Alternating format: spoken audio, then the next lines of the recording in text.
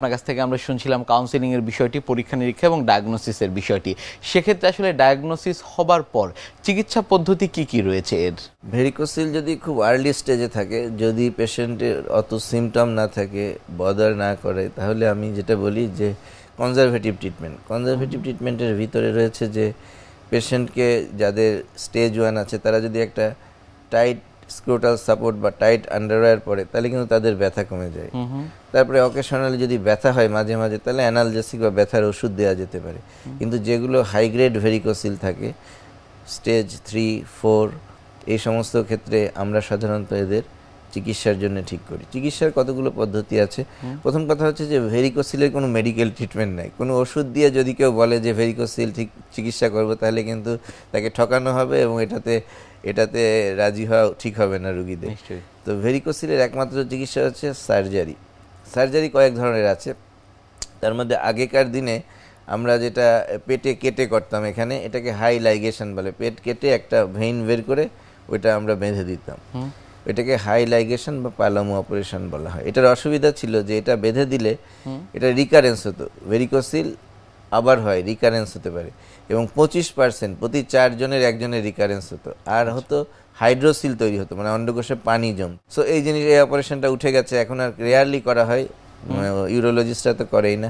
Second আসলে ল্যাপারোস্কোপিতে অসুবিধা হচ্ছে যে জেনারেল অ্যানাস্থেসিয়া দিতে হয় রুগীকে, অজ্ঞান করতে হয়, তারপরে 3-4টা ফুটা করতে হয়, তারপরে ওই একই রকম ওই মেইন ভেইনটা বেঁধে দিতে হয়।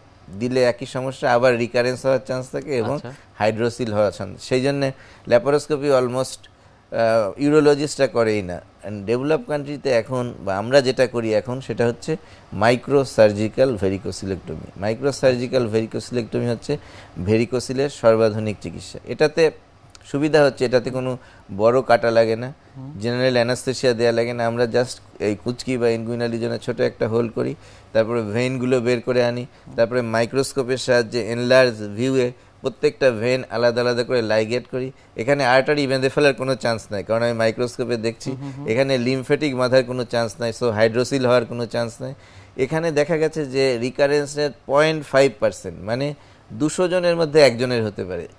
অন্যদিকে ল্যাপারোস্কোপিতে প্রতি 4 জনের একজনের রিকারেন্স হচ্ছিল। সো মাইক্রোসার্জিক্যাল ভেরিকোসিলেক্টমি সব থেকে স্ট্যান্ডার্ড পদ্ধতি, এবং পরের দিনই আমরা রুগীকে ছুটি দিয়ে দিই। কোনো দিন আমি সকালে করলে বিকালেও রুগীকে ছুটি দিয়ে দিই, এবং পরের দিন থেকে সে স্বাভাবিক কাজকর্ম করতে পারে। অনেকেই যারা আসলে চিকিৎসকের শরণাপন্ন হচ্ছেন না বা ভ্যারিকোসিলের চিকিৎসা নিচ্ছেন না, তাদের ক্ষেত্রে পরবর্তীতে কি কি সমস্যা দেখা দিতে পারে? ভেরিকোসিলের চিকিৎসা না করলে কয়েকটা সমস্যা হয়।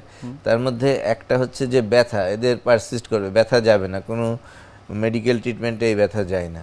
সো ব্যথা থাকলে করতে হবে। সেকেন্ড হচ্ছে যে আমাদের কাছে অনেকে আসে যাদের এই অলিগো অ্যাসথেনিওস্পার্মিয়া আছে এবং বাচ্চা কাচ্চা হচ্ছে না, এবং আমরা ভেরিকোসিল সার্জারি করে অনেকে এরা কনসিভ করেছে, অনেকে বাচ্চা কাচ্চা নিতে পারছে। তো সেটা একটা জিনিস। থার্ড হতে পারে অনেকে সেক্সুয়াল পারফরমেন্স, ডিজায়ার কমে যায়, বিকজ মেল হরমোন টেস্টোস্টেরনটা কমে যায় ভেরিকোসিল থাকলে। সো যদি ওরকম থাকে তাহলে তাকে করতে হবে ভেরিকোসিল। আর একটা হচ্ছে টেস্টিসের সাইজ কমে যায়, বিশেষ করে যদি অ্যাডোলেসেন্ট বা বাচ্চাদের ভেরিকোসিল হয় এবং চিকিৎসা না করা হয়, যখন ওরা অ্যাডাল্ট হয় দেখা যাচ্ছে ওই দিকের টেস্টিসটা ছোট হয়ে গেছে। সো ভেরিকোসিল থাকলে যত তাড়াতাড়ি সম্ভব সার্জারি বা মাইক্রো সার্জারি এটা করা উচিত।